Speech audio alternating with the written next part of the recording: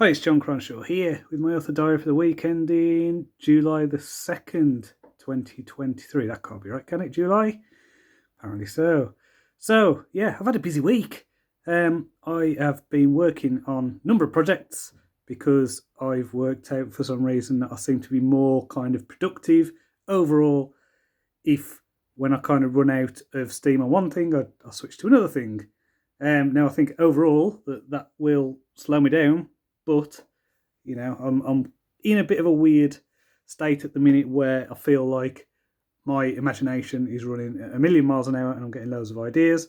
So I'm just focused on getting those out of my head. So this week I've been working on the Guild of Assassins, that first novel, whatever it's going to be. So the Substack story, basically. Got another couple of chapters of that written, another one finished. And then I outlined Dawn of Assassins Book 4. Now, this was a full outline. I've got 3 major arcs that kind of cross and intertwine. This is a story that I kind of decided to myself, I'm not going to do a 4th book unless the idea is really good. And I'm really pleased with this idea. So I'm going to be doing a 4th book. It builds on what has gone before. It also builds on the full start that I had earlier this year. So I think I've got about 12,000 words already written. Now, the way I'm going to write this is it's going to be in a way that is, if it is the last book in the series, then it'll be a satisfying book. And it can also be, if there are further books, then that will be possible as well. But yeah, I'll just see how it goes, because as well as outlining Dawn of Assassins Book 4, I've also outlined a completely new thing, completely new series. Now, I've said this before, I come up with some of my best ideas when I am in the shower. And the other day when I was in the shower, I came up with the idea for a 7-book young adult fantasy series. And it's in the Ravenglass universe. And it is set in a different place, a different part of the world that hasn't been explored yet, but has been referred to many times. And yeah, I'm very excited about that story. So what I've done is I have done a kind of big overall arc of the main points of the series. I've done an outline, detailed 60 chapter outline for the first book. I've also done I think 15 chapter outline for a prequel. So I'm going to do Guild of Assassins. I'm going to do Dawn of Assassins 4. I'm also going to do Ravenglass Legends 2. So I've got loads of projects, little things going on that I'm doing here and there. I am going to wait to carry on with Ravenglass Legends 2. Probably, I always change my mind on things, but my idea at the moment is that I'm probably going to wait until A, I finish Guild of Assassins, and B, I've got the first book back from the editor and from initial readers, just to kind of see, whether I'm going in the right direction with the series, that kind of thing. But yeah, I'm still on track to releasing that later this year. What else? Yeah, in terms of reading, I have been reading, I think it's called The Outcast Dead, which is the, I want to say, 17th book in the Horus Heresy Warhammer 40,000 series. A couple of hours in, so far so good. I think last week I was a bit low on Prospero Burns. I think by the end I actually really enjoyed that book. I think it was doing something quite clever. And I think what was basically a bit of something that was annoying about the story actually worked out really well. So yeah, I take back my initial skepticism about that book. Yeah, what else? Also, I've been watching a lot of the Glastonbury stuff this week. Really enjoying that. Really enjoyed I think my favourite set was the Queens of Stone Age one. Really enjoyed, what was it, War Paint. They were good. I enjoyed Churches. It's got a V in it, so yeah, that was really good. Yeah, I really like, they're just kind of guilty pleasure pop with a real kind of 80s synth pop feel to them. So a lot of fun, the Churches, whatever they're called. yeah, enjoyed watching Rick Astley as well. You know, Rick Astley, who did that Never Gonna Give You Up song. Watched his set that he did. That was basically him and a band called Blossoms doing Smiths covers. Now, the Smiths are a bit of an awkward band because they have got some great songs, but I think Morrissey over the past few years is a bit of a, let's just call him a far right nut job. He's had said a lot of things that have upset a lot of people, let's say. So I think it gave people an opportunity to enjoy the songs of the Smiths without feeling a bit kind of like, don't know about Morrissey. Yeah, but that was great. It was definitely joyous and definitely fun. And I just think, Rick Astley might be my new hero just based on the way he was this past weekend.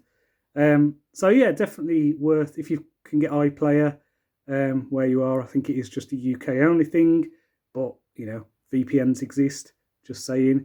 So you can probably watch it if you put it to UK as your location. Yeah, it was really fun. And also watched a few other ones. I thought the Lewis Capaldi one was really interesting. So Lewis Capaldi, not necessarily a huge fan of his music, but he's I think he's got Tourette's. He's got some kind of anxiety thing going on. I think you describe him as neurodivergent, and he was really struggling with getting through his set, and so his set was basically him letting the crowd sing to him, and it was a beautiful moment. It was lovely, and it made me think about, I suppose, visual disability in public, in places where it's not someone getting over their disability, it's someone experiencing disability in a very public way, and it not being a negative thing. This is brilliant, and I hope that we see more stuff like this. As someone who lives with disability, it's very strange. It's a strange experience because you are in a world where there are expectations and people get a bit uncomfortable kind of confronting or talking about disability in any meaningful way, who aren't disabled. So yeah, I thought it was really good. I think it led to some interesting articles. There was one that I read in The Guardian that I thought was really good and captured, I suppose, the essence of what it's like to kind of live with a disability, and the importance of stuff like this, of the representation of disabled people in public who aren't just heroic or pitied. They're just there, and they have their disability and it's visible. And I was thinking about Glastonbury and just, I suppose, disability representation in the pop music industry in general. And apart from Stevie Wonder, how many obviously visually impaired blind singers do you see? How many disabled people have been headlining Glastonbury or even in a prominent spot? Not very many. So hopefully this will just make people aware. I'm sure it won't, but these things are important, because disabled people do exist and do deserve to be represented, even if it makes people feel a bit uncomfortable who aren't disabled. Because through seeing disabled people in public, then maybe people will feel less uncomfortable when confronted with it. Yeah, so there's my political high horse for the day. Don't usually talk about politics stuff, but there we go. I'm quite passionate about the disabled rights stuff. Yeah, so what else? Yeah, I think that's it really. I think what I've also realised this week is I do an app called Streaks. What this is I track things like, how many days in a row I've worked. And I looked at my streaks for June, and I had, I think, 6 days off in total, which means I've been working too hard. So even though I'm on this, my imagination is going crazy, all these ideas, I've got to slow down. I've got to have a break. I've got to tone it back a bit. My wife, we went on a walk last night, and my wife mentioned to me,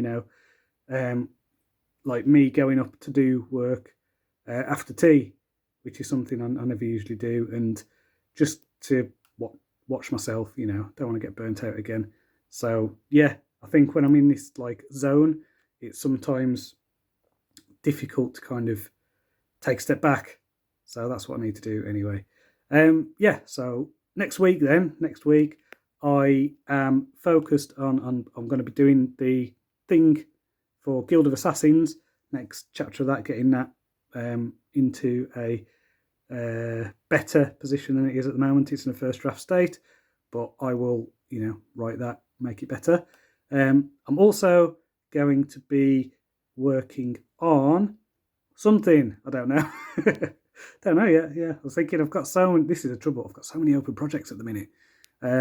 I think that I do want to do the Dawn of Assassins book 4. I might just do Guild of Assassins stuff. I might just focus on that because it is something where I don't want to be at a point where I feel the pressure of a deadline on it. I just want to get it written, get it completed, just work through that story. I think I can get that done soon enough.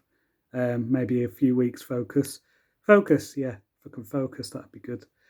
Focus has been an issue at the moment, but we shall see. I'm just going to play it by ear, and I'm going to look after myself and make sure that I don't get burned out again, because that won't be fun. But at the same time, I am excited about these projects. Just need to not open anymore, because that would be silly and impossible to do. So until next time, cheerio.